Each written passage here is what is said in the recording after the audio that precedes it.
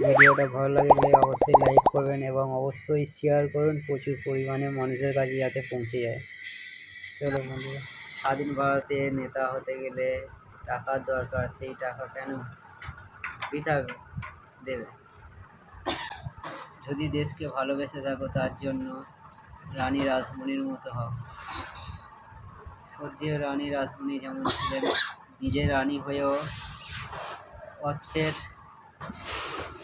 দিক দিয়ে কোনোদিন কাউকে ছোট করেনি বা কারোকে তাচ্ছিল্য করেনি। সবাইকে নিজের সন্তান তুল্য নিজের অর্থ দিয়ে সেবাশ্রম এবং অনাথ দরিদ্রদের অনেক বস্ত্র, খাদ্য, কাপড়, বাসস্থান দিয়েছে। তার সাথে ছিলেন শ্রী রামকৃষ্ণ মহাপ্রভু, রামকৃষ্ণদেবের যে পরমহংসের,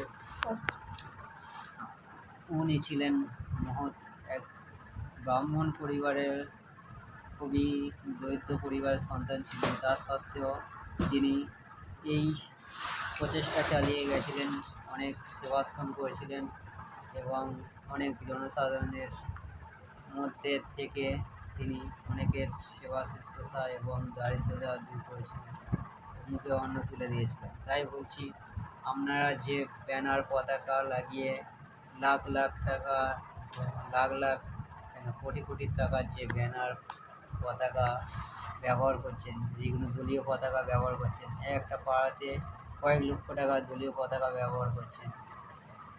এই দলীয় পতাকার পরিবর্তে যদি ওই টাকায় কিছু মানুষের বস্ত্র, কিছু গরিব মানুষ, অসহায় মানুষের বস্ত্র কিনে দিতে, তাহলে সবাই বলতো না, নেতারা জনগণের জন্য কিছু করছে নিজের টাকা দিয়ে।